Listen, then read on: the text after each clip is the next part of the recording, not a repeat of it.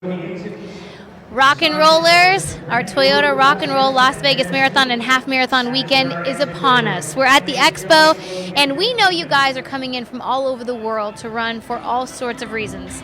I would like to introduce you to one of Las Vegas PD's finest, Sergeant Ryan Cook, who is here for two reasons. Partly because you've been involved as a police officer in this event and putting on things like this for a long time, but also because you've now traded spots and you are running this race, and you're running it for a reason that's kind of evolved. Yes, actually... To put it lightly. Yes, a multitude of reasons, actually. 10 years ago, I was part of the academy staff, so the individuals who were hired on would come through the academy, and I had the honor and privilege of training them. And running and physical fitness had been a passion of mine for a long time, so by default it became a passion of theirs. We're all influencers of someone. Yes, so we started out in August in the academy with this recruit class, and it was amazing because some of the people didn't even pass the physical fitness test. Passed out on the very first initial mile-and-a-half run, and I thought to myself, oh gosh, how am I going to whip these folks into shape? But we stayed with the program, we stayed resilient, we incrementally built up, we started doing long runs every week. It was a perfect storm for when the marathon was here towards the end of the training, because I got the team up to about 10 miles, and then I told them, I think you're ready. You don't know it yet, but you're ready to run a half marathon. You gave them the vote of confidence. Gave them the vote of confidence, and it was great because it was a lot of good teamwork, a lot of good effort that was put in, and a lot of good camaraderie that was built when you're going through these grueling, long, death march type runs. Yeah. It instilled a sense of teamwork and confidence, and that's really what I was looking for. And really, you just signed up to be a good, role model, and left it up to them whether or not they needed to run. It wasn't. You didn't enforce that they had to. You just planted the seed. It was voluntary. I planted the seed. I was going to run that year myself. I said, hey, I encourage you all strongly to sign up for this and be part of something great. And they decided to do it, and they requested that I lead them in the formation.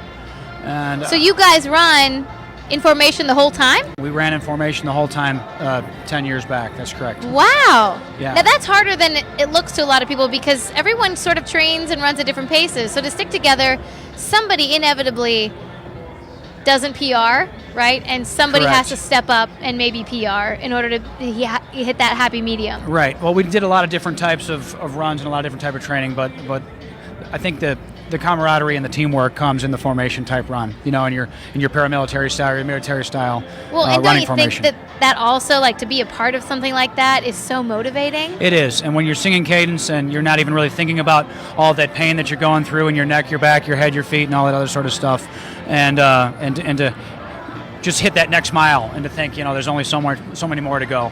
It's motivation for everybody.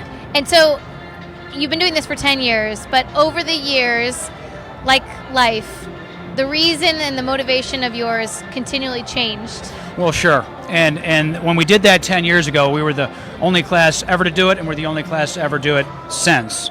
And people started talking about it. Let's do a 10-year reunion run. And this was after the 1 October tragedy of last year.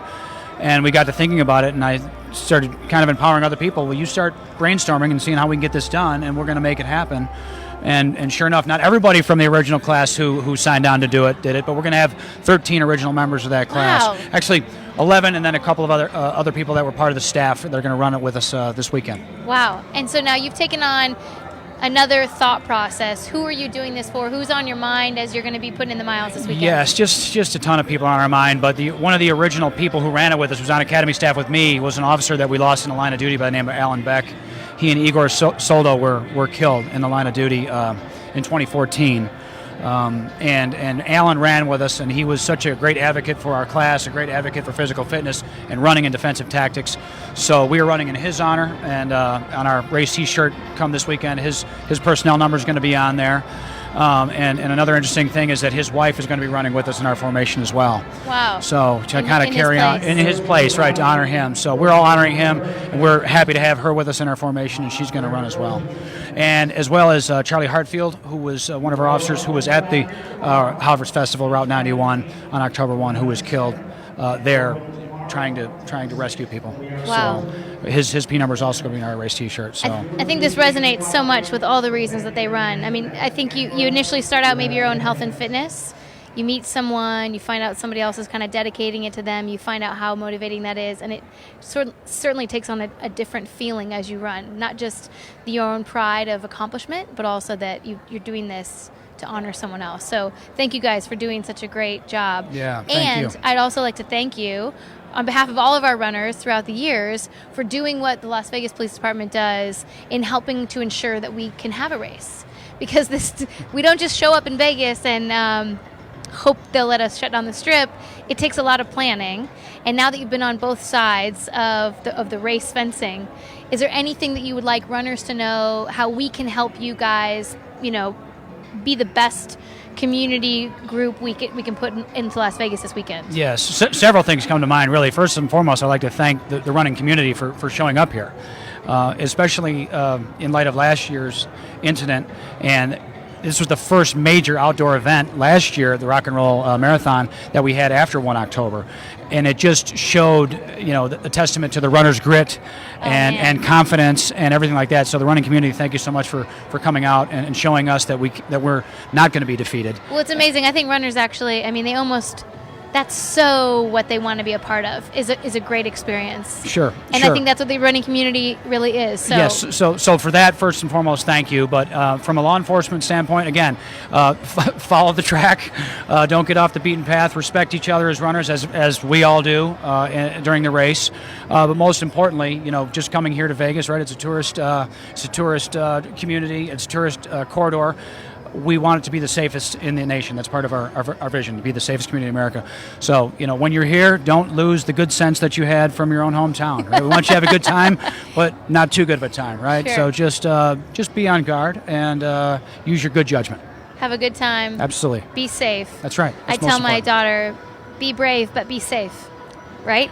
Words of wisdom, for sure. Well, thank you so much to Sergeant Ryan Cook and the entire Las Vegas Police Department for watching over all of our runners this weekend. We hope you guys are getting here safely.